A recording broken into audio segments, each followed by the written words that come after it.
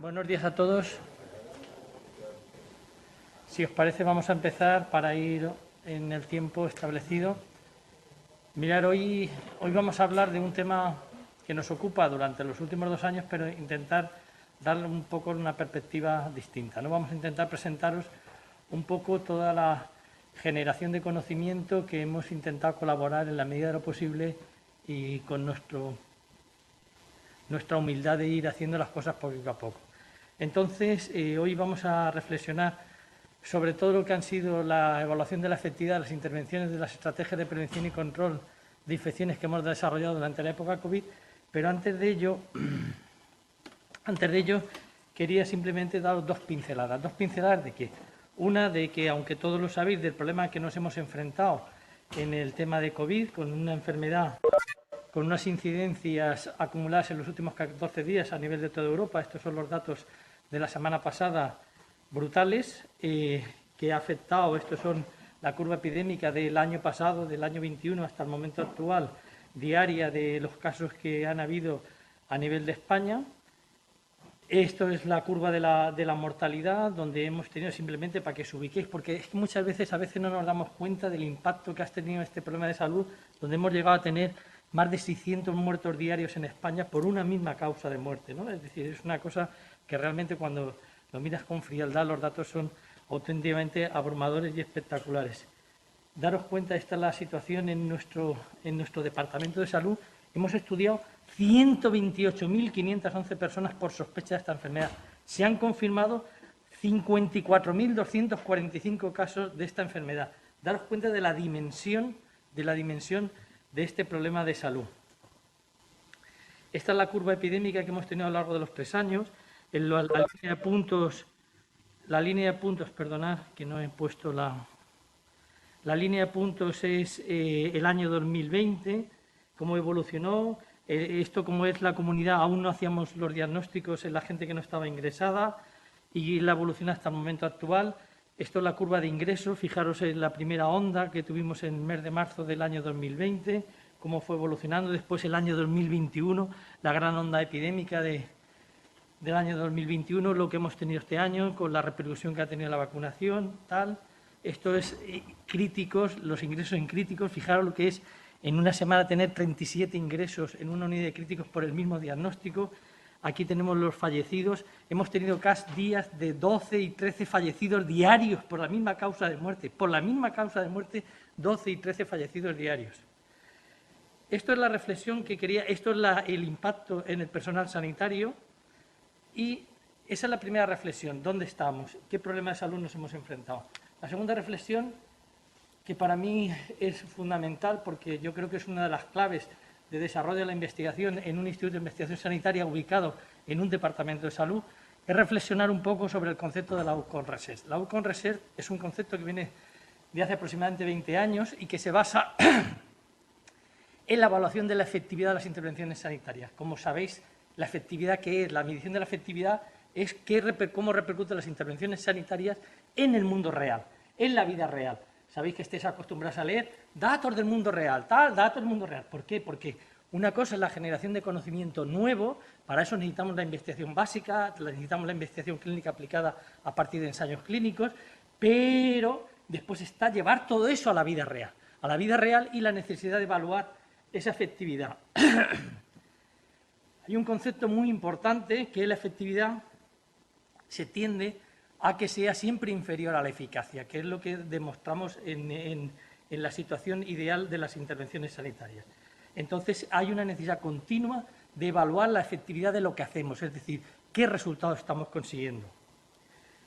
Una cuestión muy importante es que este concepto de la Outcome Research se basa en que está muy bien todo eso de medir la estructura, los procesos, está todo eso muy bien, pero al final disminuimos la mortalidad, disminuimos la morbilidad, aumentamos la calidad de vida de los pacientes. Al final se basa en una idea casi filosófica de decir qué realmente estamos consiguiendo en resultados en la vida de los pacientes.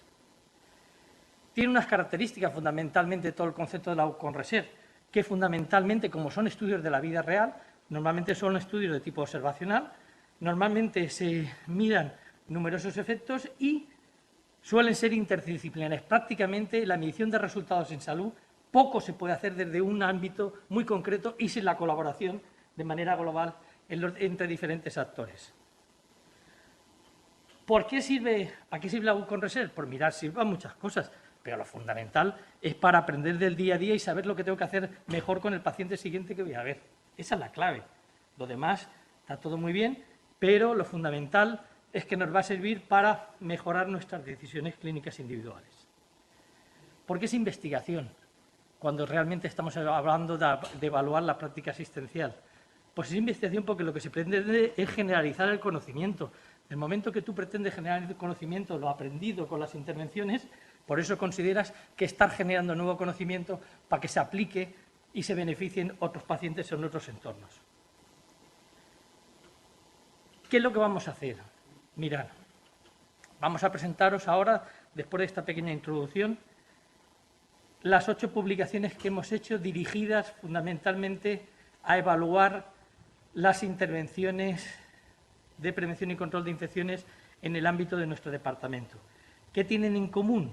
Bueno, pues que todas son evaluaciones de la efectividad. Todas son evaluaciones de la efectividad en la prevención y control de infecciones.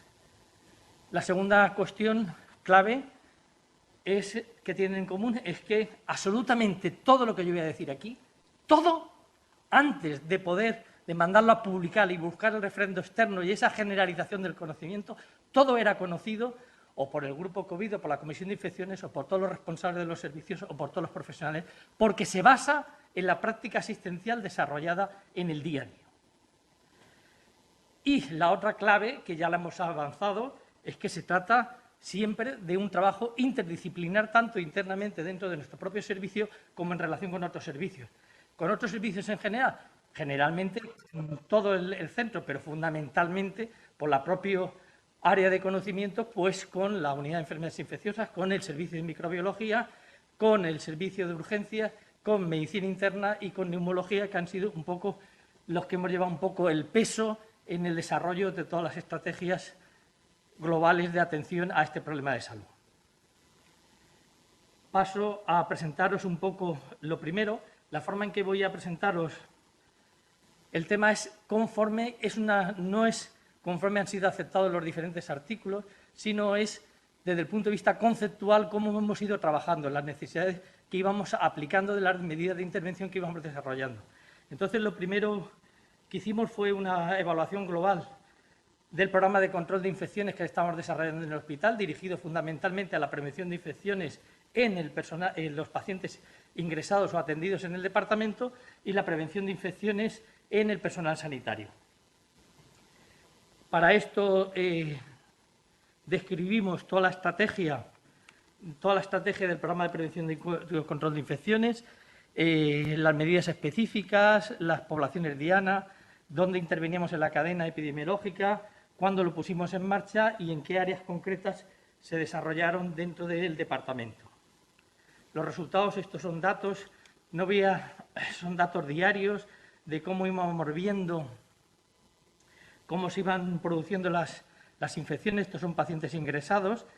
Fijaros, esto es la medida de intervención cuando se tomó el estado de alarma, que era una medida de intervención general, que nos repercutía, pero era general, y esto fue cuando decidimos poner la utilización de mascarilla en el centro para todos los profesionales y todos los pacientes ingresados. Fijaros, fuimos el primer hospital en España que puso esta medida en marcha, el primer hospital, y casi le cuesta el puesto al gerente por haber tomado la decisión. Eso lo tenéis que saber para que sepáis en las dificultades en que nos hemos movido para desarrollar todo esto. Y la tomamos al primer caso de infección nosocomial que tuvimos en un paciente. Ante el primer caso, no esperamos ni al segundo, pero ante el primer caso se tomó la decisión. Hicimos una evaluación, cogimos 2 periodos de tiempo con arreglo a los periodos de incubación, que lo tenéis ahí. Estos son en personal sanitario, lo que tenéis aquí abajo. Y aquí tenéis el cálculo de riesgos relativos comparando los 2 periodos de tiempo y donde vemos que fundamentalmente todos los riesgos relativos están por debajo de la unidad, donde veíamos el impacto protector de las medidas tomadas, tanto para evaluar el estado de alarma por un lado como para evaluar la utilización de mascarilla por otro. Esto fue cómo evoluciona y cómo claramente al añadir la utilización de la mascarilla empiezan a disminuir ante los casos en los profesionales sanitarios que en la población, que tardó más porque las medidas eran menos agresivas, aunque eran muy agresivas a nivel de comunidad, pero aquí le sumábamos a esas medidas agresivas a nivel de comunidad las medidas internas. Eso fue lo primero. Después nos planteamos evaluar esta medida en el ámbito de urgencias. ¿Por qué en el ámbito de urgencia de manera concreta? Pues muy sencillo, absolutamente todos los brotes, absolutamente todos los brotes a nivel de la historia, cuando se han producido casos nosocomiales, fundamentalmente al primer personal que le afecta es al personal de primera atención. Al personal fundamentalmente de las áreas de urgencias es cuando más repercute en todo el personal. Eso es así. Ha sido con el ébola, ha sido con la gripe, ha sido con absolutamente todos los problemas de salud que han repercutido desde el punto de vista de infecciones nosocomiales en los profesionales sanitarios, los primeros afectados en el área de urgencia. ¿Pero qué pasaba? Que nosotros partíamos de la base que habíamos tenido una política estratégica desarrollada desde hacía tiempo, exactamente del año 2016, donde el área de urgencia la teníamos especialmente protegida, fundamentalmente porque teníamos una política de higiene respiratoria que no tenían en nuestros centros. Mirad, esto es la planificación, todas las acciones que fuimos desarrollando previo al inicio, esto es el mes de marzo, es decir, que esto es todo lo previo que íbamos preparando en relación con este problema de salud.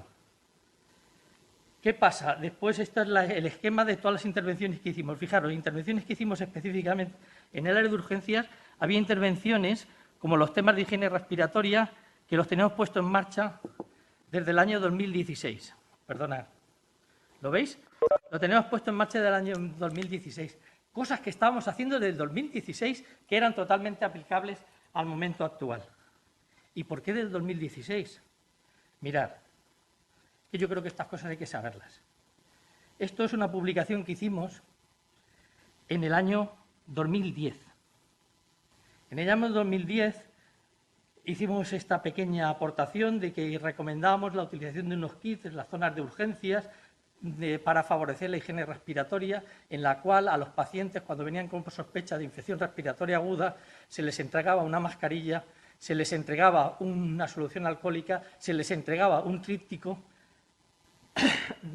para favorecer, para informarles sobre toda la importancia de este tema, y entonces de manera sistemática se entregaba este kit con todos estos y un paquete de clines que permitieran hacer un adecuado control de la higiene respiratoria.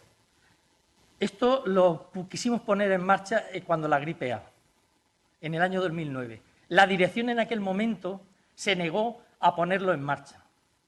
Nosotros, bueno, no lo queréis hacer, bueno, vosotros sabréis lo que hacéis. Nosotros simplemente lo publicamos, dijimos que esto era una medida que podía ser muy recomendable y después esta medida, con el cambio político en el 2016, la propusimos a la dirección con el cambio y lo aceptaron y por eso esa medida estaba puesta desde el año 2016. Esa medida que estaba puesta desde el año 2016 hace que cuando nosotros evaluamos cómo había repercutido este problema de infecciones en el ámbito de urgencias con respecto al resto del hospital, la hipótesis nuestra es que nuestra situación no iba a ser la previsible y la que estaba ocurriendo en otros ámbitos, donde los primeros afectados era el ámbito de urgencias, sino que incluso iba a ser menos. Y efectivamente eso es lo que vimos, que realmente el control de la infección que habíamos logrado en el ámbito de urgencias era igual o mejor que en el resto del departamento. Con lo cual, habíamos demostrado que la política que estamos desarrollando, fundamentalmente basada en el ámbito de la higiene respiratoria, daba los resultados que en un principio preveíamos. A continuación de eso, una vez evaluado eso, nos planteamos decir, había mucho follón en torno a todo lo que suponía qué estaba pasando con el personal sanitario y derivado de eso lo que hicimos fue a ver qué estudio, hicimos un estudio de factores de riesgo de fundamentalmente cuáles eran los determinantes que hacían que el personal sanitario fundamentalmente se infectara. Hicimos esto con todos los datos, fuimos depurando y esta es la tabla de resultados más importante. Esta es la tabla de resultados donde lo que vimos que es lo siguiente. Mirad, el único factor que tenía de manera independiente que se asociaba con la aparición de una infección en el personal sanitario era haber tenido un contacto no protegido, única y exclusivamente ese. Es decir, cuando tú has tenido un contacto no protegido, era el factor determinante absolutamente de la aparición de infección, lo cual tenía una coherencia brutal. Pero realmente era una cosa que intuíamos que era así, pero demostrábamos con este trabajo que realmente era el factor determinante y era la obsesión en la cual teníamos que encaminar nuestras estrategias de prevención y control de infecciones a que no se tuvieran contactos desprotegidos ni entre los profesionales, ni los pacientes con los profesionales, ni de pacientes a profesionales. Estos simplemente son los datos de infección grave, que cuando ya estábamos hablando de infección grave, fundamentalmente los datos que nos salían eran los habituales de la literatura, que eran fundamentalmente el sexo masculino, la neumonía, etc. La siguiente cuestión que nos planteamos fue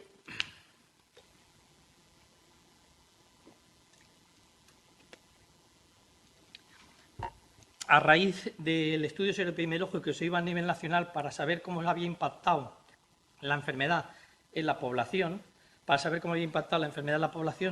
siguiente que nos planteamos fue ver si realmente en nuestro personal sanitario, a priori, con este esquema que ponemos aquí, este es un esquema teórico, pero es un esquema teórico en el cual está reflejado los diferentes riesgos que tiene la población para desarrollar la enfermedad, los diferentes riesgos y los riesgos diferenciales que tiene el personal sanitario por condiciones de trabajo, etcétera, ¿no? Y entonces pusimos, este es un esquema teórico donde tú pones la población a la cual te refieres, los riesgos a los cuales están sometidos y las estrategias de prevención, cómo van impactando las diferentes estrategias de prevención en cada uno de los esos. Entonces, la hipótesis es que en un principio, si tú haces todo esto de manera correcta, absolutamente todas estas estrategias, tienes que conseguir unos resultados cuando a priori tienes un mayor riesgo en el personal sanitario. Si tú desarrollas las estrategias de manera correcta, debes de conseguir que no sea superior la frecuencia de infecciones en el personal sanitario con respecto a la población general. Entonces, una vez partiendo de este esquema teórico de ver lo que tenía que haber ocurrido, una vez hicimos el trabajo correspondiente y la evaluación, este es el estudio descripción de los profesionales en los cuales se hizo el estudio seroepidemiológico, que tuvo como base todos los profesionales sanitarios del departamento, en el cual se evaluó exactamente a 4.179 profesionales, se hizo para ver si había un sesgo de selección y no había un sesgo de selección entre los que habían participado y los que no habían participado, y lo que obtuvimos fue que la prevalencia de infección que teníamos y habían pasado la enfermedad en profesionales sanitarios era exactamente la misma que la población para poblaciones de más de 100.000 habitantes. Con lo cual, lo que vimos es que globalmente las estrategias de prevención y control de infecciones habían conseguido uniformar que el riesgo era prácticamente idéntico en un ámbito que en otro. Y esto ha sido un hecho que nos dejaba tranquilos desde el punto de vista de evaluación de políticas globales de las estrategias de prevención y control de infecciones. Una vez visto eso, la siguiente cuestión que nos planteamos fue evaluar una política que ha sido totalmente controvertida, en la cual ha sido todo el tema de los cribados quirúrgicos. Los que sabéis pertenecer a servicios quirúrgicos, sabéis la cantidad de reuniones que hemos tenido para decir que las políticas de cribados universales, la poca rentabilidad y la poca eficiencia que tenían desde el punto de vista de estrategia de prevención y control de infecciones. Evaluamos esta política, que era muy dirigida a proteger fundamentalmente a los pacientes con riesgo de desarrollo tras el procedimiento quirúrgico de enfermedad más grave de la que en un principio se le iba a intentar solucionar, y entonces esta política se evaluó y de hecho nos la emitieron en la mejor revista de prevención y control de infecciones que hay, la mejor. En esa mejor, ¿por qué? Porque era un ejemplo paradigmático de cómo se han desarrollado políticas que no tenían una evaluación de su eficacia, y cuando nosotros hemos desarrollado una política con una estrategia determinada y dirigida, vimos que el adecuado y la rentabilidad, tanto del punto de vista social dirigido a los pacientes como económico de no dilapidación de recursos inútiles. Entonces, aquí simplemente son los datos en los cuales se basa todo esto, y simplemente al final la conclusión es que no tenía sentido el desarrollo de programas de cribado quirúrgico de manera universal sin ir dirigidos de manera específica a problemas concretos. La siguiente cuestión ya fue cuando ya nos empezamos con los problemas de vacunación. Os vais dando cuenta que conforme va evolucionando el problema de salud, las evaluaciones de la efectividad se van posicionando con arreglo a evaluar cuál es la estrategia adecuada en cada momento. Entonces, la siguiente cuestión que nos planteamos fue, cuando se inicia el programa de vacunación, fue evaluar de manera casi inmediata, antes de completar los programas de vacunación completa, lo que ya sabíamos por la literatura de los ensayos clínicos, lo que suponía la administración ya solo de la primera dosis. De hecho, hubo prácticas y políticas basadas en vacunación, que era llegar a la población de máxima, daros cuenta en los momentos de la capacidad de producción de vacunas, en los momentos de incertidumbre, de la evaluación de la efectividad, etcétera, toda una serie de cuestiones que había políticas que se podían basar en la administración a la mayor número de la población de una sola dosis para conseguir al menos parte de protección frente a este problema de salud. Entonces, esto fue lo primero que hicimos para ver la rentabilidad, la efectividad de la administración de la primera dosis de la vacuna, y entonces ya vimos que la primera dosis de la vacuna conseguíamos una efectividad vacunal de aproximadamente el 52%, con lo cual se ajustaba perfectamente a los datos que habíamos obtenido de los ensayos clínicos y nos daba ese estar tranquilos de ver cómo iba evolucionando este tema. A continuación de esto nos planteamos,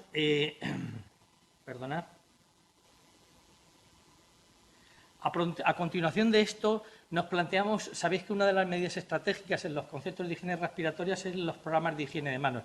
Nosotros sabéis que tenemos una línea de trabajo histórica en los programas en la evaluación de la efectividad de los programas de higiene de manos en nuestro departamento, y entonces nos planteamos, teníamos la hipótesis razonable de que, dada la presión, el entorno, la cantidad de información que se le había facilitado a la gente y las recomendaciones, que los programas de higiene de manos, el grado de cumplimiento iba a subir. Era lo que queríamos verificar. Pero lo queríamos verificar también, aparte que lo estamos haciendo ahora para el Global del Centro, lo queríamos verificar también en el área de urgencias. En el área de urgencias por todas las políticas que habíamos llevado de manera específica para proteger, desde el punto de vista fundamentalmente de infección respiratoria aguda, al personal sanitario en urgencias, ¿no? Entonces, desarrollamos una evaluación del grado de cumplimiento de la higiene de manos en el ámbito de urgencias. ¿Y qué es lo que vimos? Fijaros, esta es la evolución en los últimos 14 años de los grados de cumplimiento de la higiene de manos en nuestro centro, y la línea verde es el global del centro y la línea roja es el área de urgencias. ¿Qué es lo que vimos? ¿Qué es lo que vimos? Pues que fundamentalmente a lo largo de los años siempre el área de urgencias está por debajo, excepto cuando empieza la pandemia y los grados de cumplimiento en el área de urgencias se incrementan por encima los grados de cumplimiento del resto. Lo que vemos ya en detalle cuando estudiamos fundamentalmente los 5 momentos de la OMS, que son los momentos claves para evaluar el grado de cumplimiento de la higiene de manos, simplemente comentaros lo fundamental para que os ubiquéis. El momento 1 es antes de entrar en contacto con un paciente, el momento 2 es antes de hacer una técnica séptica, y el momento 3 es el momento después del contacto con un paciente, el momento 4 después de entrar en contacto con fluidos corporales y el momento 5 después de entrar en contacto con el entorno del paciente. ¿Qué es lo que pasó? ¿Qué es lo que pasó? Y si comparáis, que no me voy a detener, porque la idea es dar una idea global, mejoraron todos los 5 momentos el grado de cumplimiento. Pero ¿cuál fue el que menos mejoró? ¿Cuál fue el que menos mejoró? El que menos mejoró ha sido el de la técnica séptica. El momento más importante para proteger al paciente es el momento que menos ha mejorado, y de hecho, aunque ha mejorado, las diferencias no eran estadísticamente significativas. Mientras que el resto de los momentos han mejorado, pero de manera estadísticamente significativa, que son los que más tendentes a la autoprotección. Esto es una cosa que está descrita en la literatura y es así. Pero en lo que hemos visto al final, es decir, todo ha mejorado, pero donde tal vez nos interesaba fundamentalmente que mejorara más, no lo hemos conseguido. Y después, ya por último, es la evaluación de la efectividad vacunal de la pauta completa de vacunación, que también ha sido recientemente publicada y está a disponibilidad, y donde comprobábamos que efectivamente la efectividad vacunal en nuestro entorno era del 96% con la pauta completa, con lo cual veíamos que realmente se estaba consiguiendo lo que pretendíamos conseguir, que era tener una buena cobertura. Ya en este momento estamos desarrollando toda otra serie de cuestiones, la evaluación de la tercera dosis, el entorno Ómicron, las nuevas variantes, todo ese tipo de cuestiones las estamos desarrollando en el momento actual, pero fundamentalmente estos son los 8 productos, entre comillas, que nos han permitido evaluar la efectividad de las intervenciones sanitarias que hemos desarrollado hasta el momento al final. Con lo cual podemos concluir que la principal forma de mejorar los programas de prevención y control de infecciones es a través de la evaluación sistemática, es rigurosa y continua de su efectividad. Y la segunda conclusión, a partir de los resultados de las diferentes evaluaciones ha quedado demostrada la efectividad de las estrategias de prevención y control de infecciones desarrolladas desde el inicio de la pandemia COVID-19 en nuestro departamento. Y lo más importante de todo, es estas fotos que os pongo aquí, que son la gente con la cual trabajo. Y nada más, si queréis que os resuelva alguna cuestión, queréis que os aclare algo, estaré encantado de hacerlo.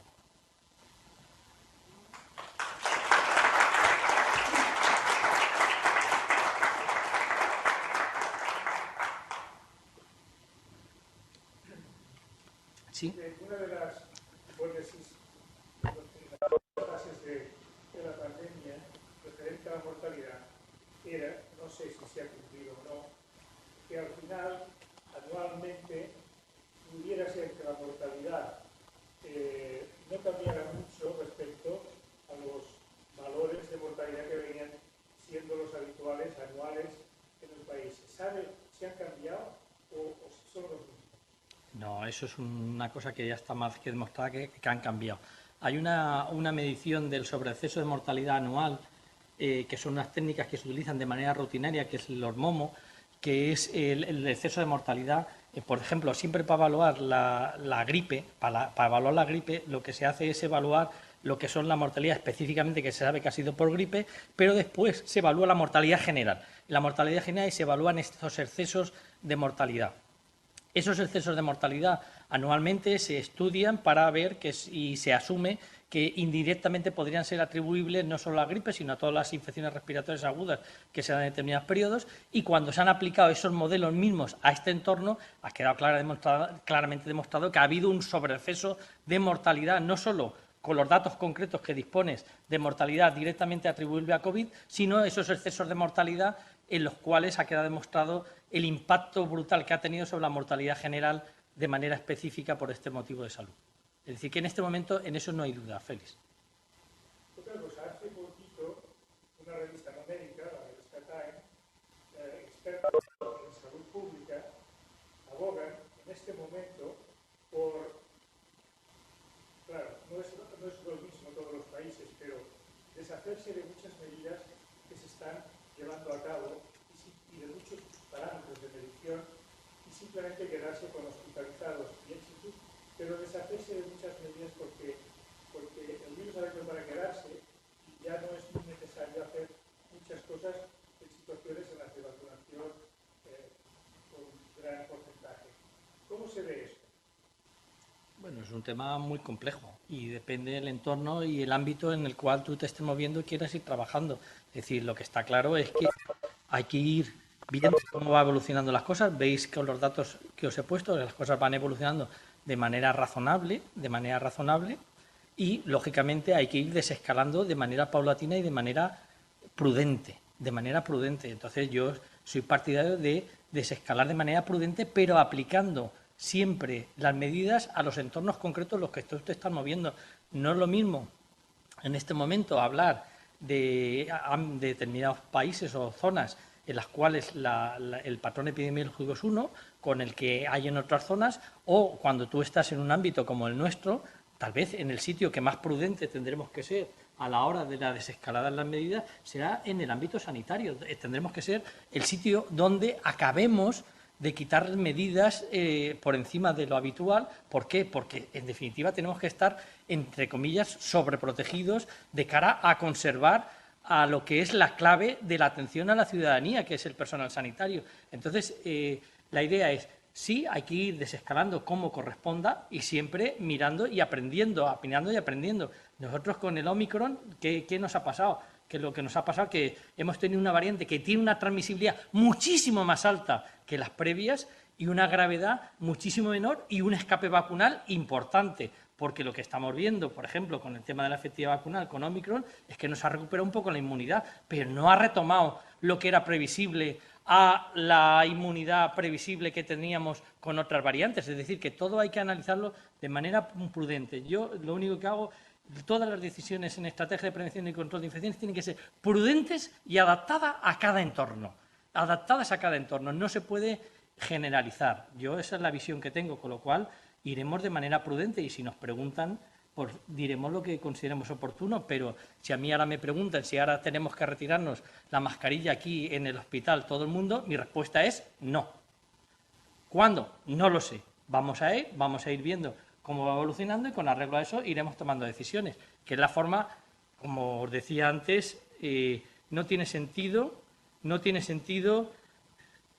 no hacer evaluación de lo que hacemos. Y en este país falta mucha evaluación de la efectividad. Y uno de los motivos por los que yo he querido hacer esta sesión es para animar a todo el mundo a evaluar la efectividad de sus intervenciones en su día a día, porque eso debe ser uno de los ejes estratégicos de investigación del Instituto. Evaluación de la efectividad de las intervenciones que hacemos día a día, aparte de la generación del conocimiento en investigación básica, de investigación clínica aplicada, ensayos clínicos, etcétera. Pero una cuestión fundamental es profundizar en la evaluación de la efectividad de lo que hacemos día a día en nuestro centro y en nuestro departamento. Por último, hay un aspecto muy básico. Se acaba de publicar, parece ser, en hecho, un artículo que lleva de origen a los murciélagos de Laos de una forma irrefutable. ¿Eso es así ya o todavía estamos sabiendo que igual hay otras cosas? Yo no me atrevo a contestarte esas cosas. Ya bastante tengo con todo esto que os acabo de contar. Es verdad que por la cuestión, pues de vez en cuando les salgo, tal, pero de verdad que ahora no te puedo aportar valor en lo que te pueda contestar, Félix. Sí. Bueno, muchas gracias por los valores que has puesto en el real world comparativamente a lo que medimos en fase 3, porque al final lo que cambia es la efectividad. A pesar de todo, la mortalidad continúa siendo alta, más alta de lo que sería previsible en otras situaciones. Y en otros hospitales casi semanalmente salen datos predictores de riesgo de mortalidad en pacientes de COVID. La pregunta, porque lo desconozco, es si en este hospital se está siguiendo algún patrón para evaluar el riesgo alto de mortalidad cuando el paciente es diagnosticado, más allá de más de 65 años, varón, obeso, diabetes tipo 2, etc. Más allá nos lo han nombrado, la no vacunación.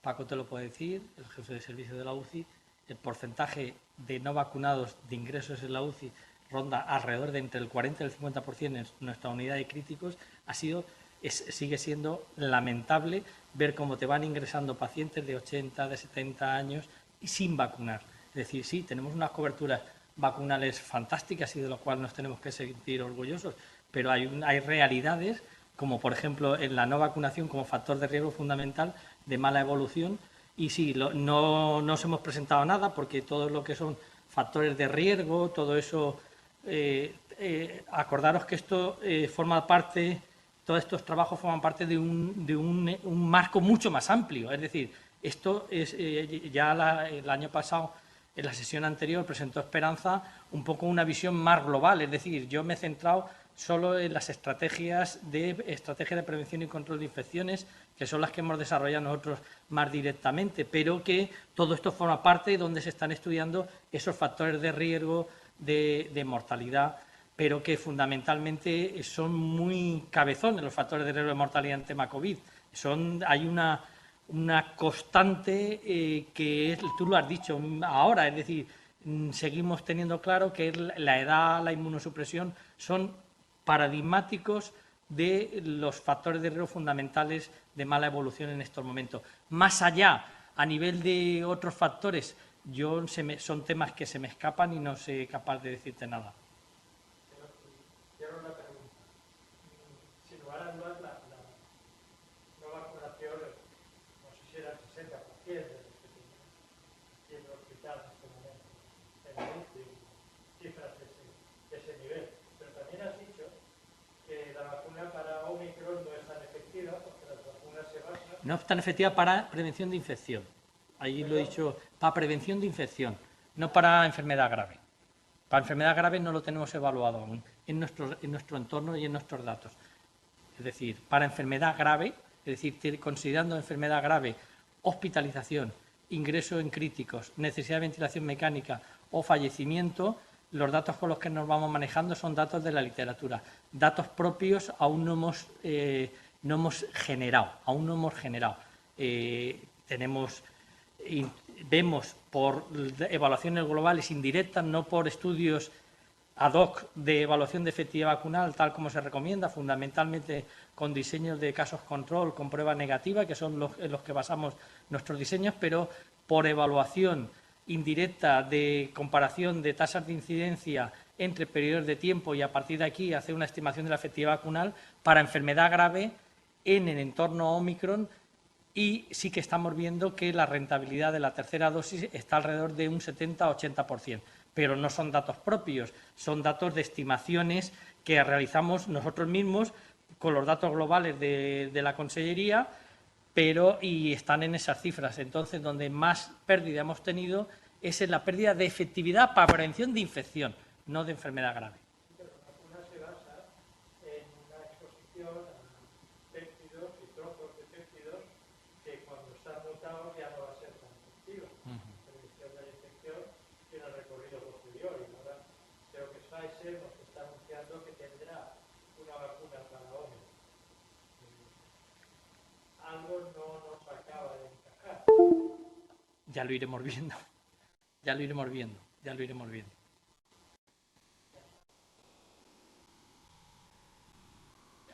Javier.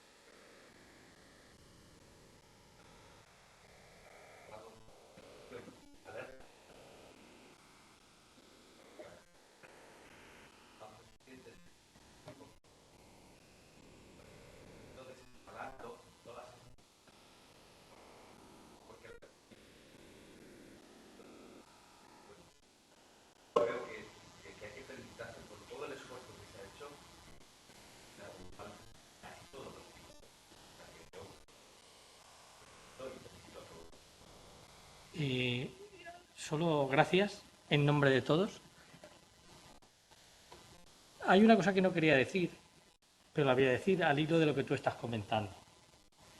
Otro de los motivos que yo no he hecho explícito aquí es que esta evaluación de la efectividad ha sido por autodefensa. Ha sido tal el nivel de agresividad que hemos recibido que necesitamos no solo evaluarlo y quedarnos con nuestros informes, sino buscar el refrendo externo para decir, miren, señores, lo estamos evaluando, lo estamos diciendo, pero ahí tienen el refrendo externo de que se han estado haciendo las cosas de manera razonablemente bien con todos los errores que hayamos podido cometer. Autodefensa. No os olvidéis, la investigación también sirve para defenderse. ¿Alguna pregunta más? Pues gracias a todos.